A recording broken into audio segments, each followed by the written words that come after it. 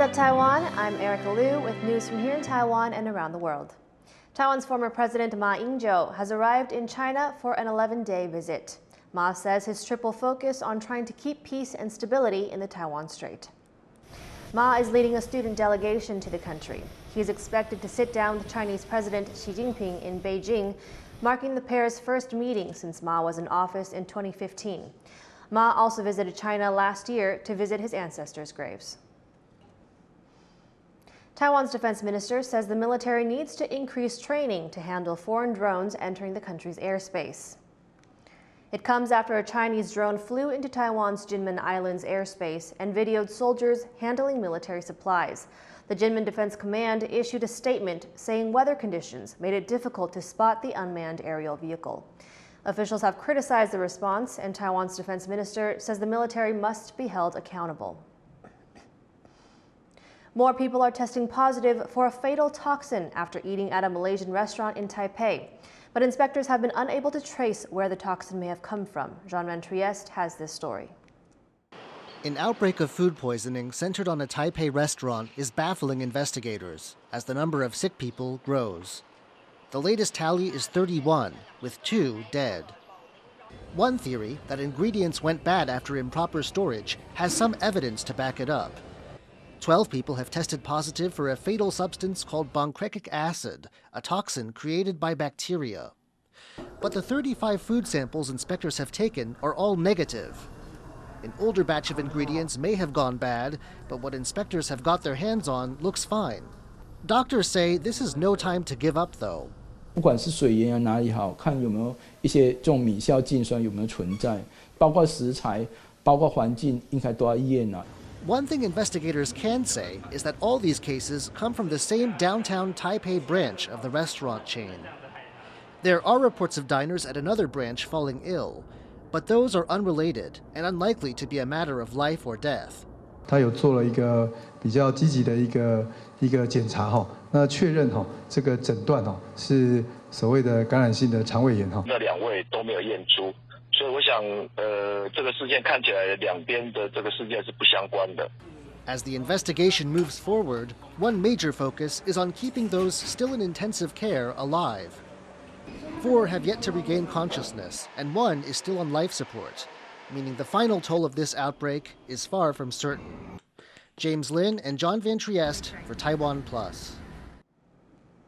Taiwan has cut its target for inbound tourists this year from 12 million to 10 million, as China is unlikely to allow its nationals to cross the strait anytime soon. 至少要恢复到1000万，这样的一个水准。本来对于两岸交流还有这个一些期待啊，现在看起来还看不到曙光。 The government was originally hoping to see up to 2.5 million visitors from China this year. But with cross-strait tensions high, both sides have yet to reopen group tours following the pandemic. Taiwanese households and businesses will now have to pay more to keep the lights on after electricity price hikes came into effect.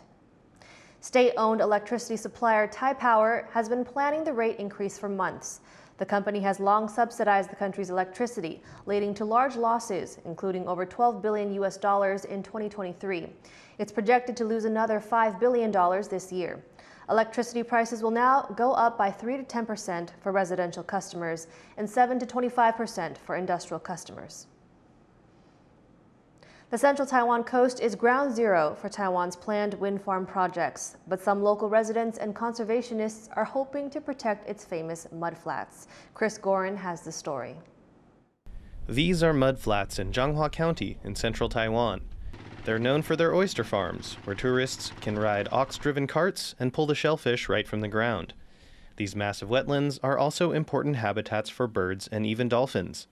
But some are worried that a lack of protected status for the mudflats could threaten their survival, especially as they become surrounded by wind farms. The mudflats stretch over 17 kilometers of Changhua's coast, covering an area of about 120 square kilometers. And 70% of Taiwan's planned wind farms are also just offshore, where residents fear construction and wire laying could impact the wetlands. Some local oyster farmers say it already has, and they're ready to fight. 这是不正常的东西呀，这是已经是2年了，都是这样而已啊。全部都是科成湖，都是没有科苗比较多。这风力发电已经影响到我们生存的机会，我们一定要抗争到底。你就是把这些风力发电，可以说尽量去把早在说比较没有人住的地方，还是没有人在生存的地方。 对不对？你是盖在那边没有关系，你盖在这边海，你影响到这些渔民的生存。 It wouldn't be the first time locals have fought to protect their land. Back in 2010, they protested a planned petrochemical complex. That project was eventually canceled. But since then, the government has still not designated the Changhua Mudflats as a national protected wetland. Why not has left some scratching their heads. 10几20年过去了啊，那我们就发现说。 现在还是变成暂定湿地。在2007年呢，一共有72处湿地啊划进去这个保护区，但是唯一一块暂定湿地用虚线表示的，就是彰化湿地。The fight for the Changhua wetlands is just one of a growing number of land disputes brought about by Taiwan's ambitious energy transition plans. The country has been working to boost renewables with the goal of reaching net zero carbon emissions by 2050. Whenever we think about renewable energy, I think we should take into account that Taiwan is one of the most densely populated countries in the world. That means we have the land is really limited. And renewable energy, both wind and solar, requires lots of land. And we have already been seeing many conflicts around land use. As Taiwan keeps working towards its net zero and clean energy goals, residents in this part of Changhua are waiting to see if the government will commit to protecting their wetlands, or if the March of Progress will trample them into the mud. Chris Ma and Chris Gorin for TaiwanPlus. An annual group wedding ceremony in Taiwan South is celebrating love the traditional Paiwan way. Reese Ayers has the story. The higher the bride swings, the more blessings she'll receive. It's just one of many rituals you'll see if you attend a Paiwan wedding. Mostly occupying the country's central mountain range, the Paiwan are the second biggest of Taiwan's 16 officially recognized indigenous groups. And at this group wedding ceremony in the southern county of Pingdong, couples tie the knot in true Paiwan style. 为了让10对新人能够体验我们台湾族的贵族婚礼相当的一个用心。那整个仪典非常的庄重又令人感动。Gifts are particularly important in Paiwan weddings, with the number and quality of gifts given to the bride's family subject to close scrutiny. Unions have typically kept within the community too, though some traditions have been relaxed to accommodate international relationships.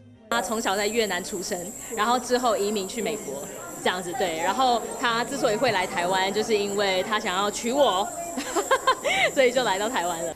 This event marks the 17th year the group ceremony has taken place, and it's become as much of a celebration of Paiwan culture as it is of the couples dedicating their lives to each other. Justin Wu and Reese Ayers for TaiwanPlus. Baseball pitcher Deng Kaiwei has become the first ever Taiwanese player to take the mound for the San Francisco Giants. The Giants promoted Deng from the minor leagues because of an injury to relieve pitcher Luke Jackson. Deng is the only active Taiwanese player currently on the roster for any major league team. Deng pitched 3 innings on his debut against the San Diego Padres, recording 4 strikeouts and giving up 3 earned runs. But the Giants couldn't match the Padres' heavy scoring early in the game, eventually losing by 13-4. Thank you for watching What's Up Taiwan. You can visit the TaiwanPlus website or follow our social media for more stories from Taiwan and around the world. Before we go, shake off the winter chill and warm up to these cherry blossoms in full bloom at the Jinhae Cherry Blossom Festival in South Korea. I'm Erika Liu. Take care and see you next time.